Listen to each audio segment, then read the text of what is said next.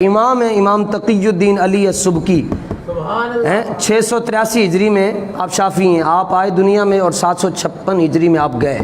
آپ کا موقف کیا ہے جی؟ آپ کے زمانے میں ایک عیسائی تھا، اس نے گستاخی کر دی نبی علیہ السلام کی شان میں، آپ کو بتایا گیا تو آپ نے کیا فتویٰ دیا؟ فرمایا یقتل اور کتاب یہ ہے جی کہ جس میں لکھا ہو، یہ میں نے کتبہ اپنی قبر کے، اگر میری قبر بن گئی تو یہ رکھ دیجئے گا، بس میری تمنا نہیں ہے، میری تمنا بوٹی بوٹی ہو جائے، اگر بن گئی کہیں تو یہ رکھ دیجئے گا جی، یہ اس کتاب میں موجود ہے جی۔ سنو جناب، مولوی کس کو کہتے ہیں؟ امام ہے مسجد کے، ٹھیک ہے، اور حافظ بھی ہیں، قاری بھی ہیں، عالم بھی ہیں، مفتی بھی ہیں، فقیہ بھی ہیں، مجتہد بھی ہیں۔ آپ نے فرمایا یقتلو، اس کا سر کاٹ کے رکھ دیا جائے۔ کون نظر اس کا سر انج بھی کرو یا انج کرو، اس کا سر کاٹ کے رکھ دیا، اس کا سر۔ اور اس پر دلیل کیا دی؟ فرمایا کما قتل النبی کعب بن الاشرف، جس طرح کہ حضور علیہ السلام نے کعب بن اشرف کا اس کے قتل کا حکم دیا، اور یہ بخاری میں موجود ہے۔ کیوں کہا جی اس کو مارنے سے کیا ہوگا؟ دلیل دیکھو جناب، امام ہو تو ایسا ہو۔ فرمایا وَيُطَهَّرُ الْجَنَابُ الرَّفِيُّ مِنْ بُلُوغِ هَذَا الْقَلْبِ، فرمایا جب اس کا سر قلم کر دیا جائے گا نا تو حضور کا سینہ ٹھنڈا ہو جائے گا۔ یُطَهَّرُ الْجَنَابُ الرَّفِيُّ، فرمایا جیڑا چاہتا ہے کہ حضور دے سینے نو ٹھنڈ پہنچائے، گستاخ نظر آئے دی توڑ لا۔ سنو جی آگے، پھر آپ ارشاد فرماتے ہیں وَحُقَّ عَلَيَّ وَعَلَى غَيْرِ مِنْ أَهْلِ الْعِلْمِ الْقِيَامُ فِي ذَلِكَ، مولویوں اور پیروں کے نام آپ کا پیغام، فرمایا مجھ پر اور دیگر مولویوں پر لازم ہو گیا ہے کہ مسئلہ ناموس رسالت کے لیے کھڑے ہو جائیں۔ کیوں؟ فَإِنَّ فِيهِ نُصْرَةً لِلنَّبِيِّ صلی اللہ علیہ وسلم، فرمایا جو یہ چاہتا ہے کہ وہ رسول اللہ کی مدد کرے، جملے پہ غور کرو حضور،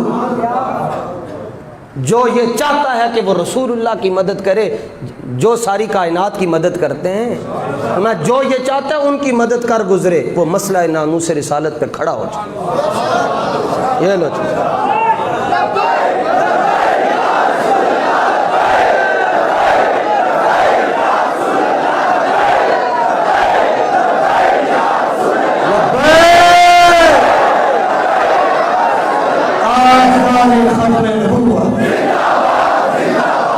لو جناب، فرمایا اور لوگوں کے لیے اس مسئلے کی اساسیت کو واضح کریں، کیونکہ اس میں جانے جانا کی مدد ہے، اور جو جانے جانا کی صلی اللہ علیہ وسلم کی مدد کرنا چاہتا ہے وہ مسئلہ ناموس رسالت کے دفاع کے لیے کھڑا ہو جائے۔ اللہ اکبر۔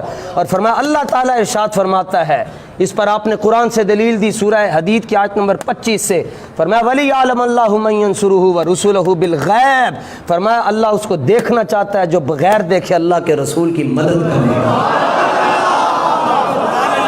اللہ بھی اس کو دیکھے گا جو اس کے رسول کی مدد کرے گا، اور بن دیکھے مدد کرے گا، پوچھ کے نہیں۔ ایف آئی آر تے کٹنا ہی نہیں ہے، سی 295 تھی کہ آرڈر ہے نہیں جی، یہ ایف آئی آر نہیں کاٹنی، تمہیں آرڈر ہے نہیں کاٹنی تو ہمیں تو آرڈر ہے من سب نبی، تمہیں تمہارا آرڈر مبارک ہو، ہمیں ہمارا آرڈر مبارک ہو۔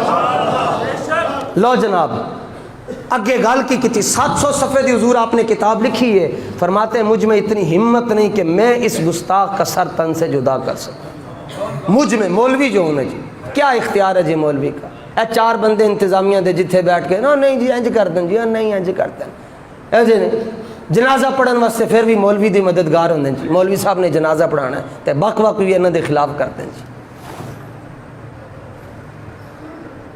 فرمایا مجھ میں اتنی ہمت نہیں کہ میں گستاخ رسول کا سر تن سے جدا کروں۔ کیوں ہمت کیوں نہیں ہے؟ فرمایا اس لیے کہ وہ کسی دوسرے شہر میں ہے اور اس کو سیاسی پناہ حاصل ہے، اگر تے چلتا پھردا ہوئے گا پھر تو میں وہ دی تون لا دینی سی، فرمایا اس کو سیاسی پناہ حاصل ہے، اس کے پیچھے بڑے بڑے مشیر وزیر کھڑے ہیں، لیکن اللہ جانتا ہے کہ میرا دل شکستہ ہے اور پریشان ہے۔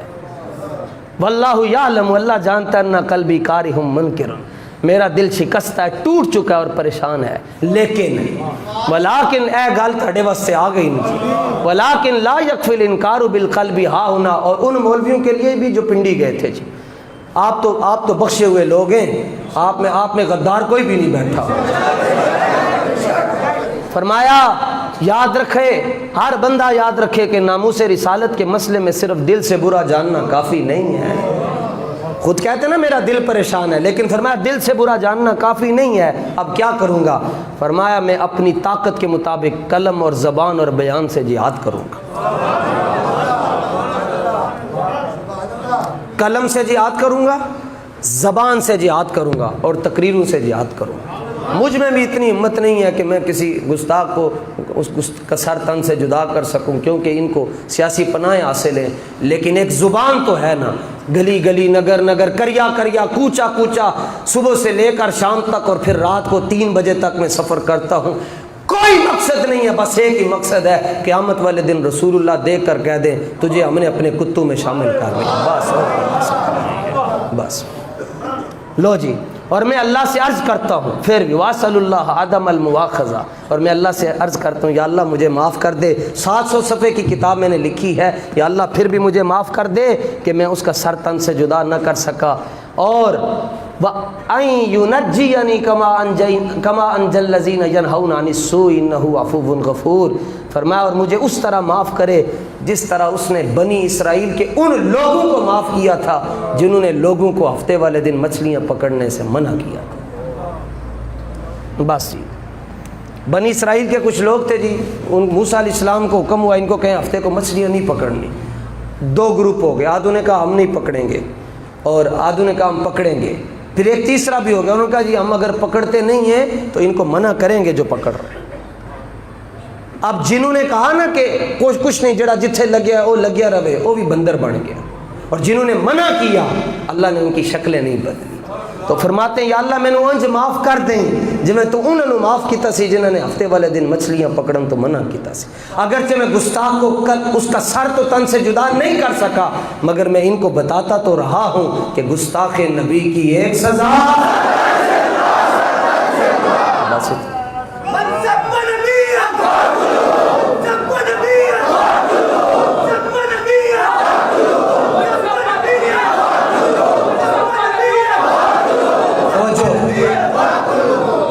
سادہ موقف ہے, جنہیں گل کرنی ہے سامنے آ کے گل کرے, چھپ چھپا کے گل نہ کرے. ساڈے نوں سامنے آ کے گل کرے. کتاباں لے کے آئے تو کتاباں چوں ثابت کر کے دساں گے گستاخ رسول کی ایک ہی سزا.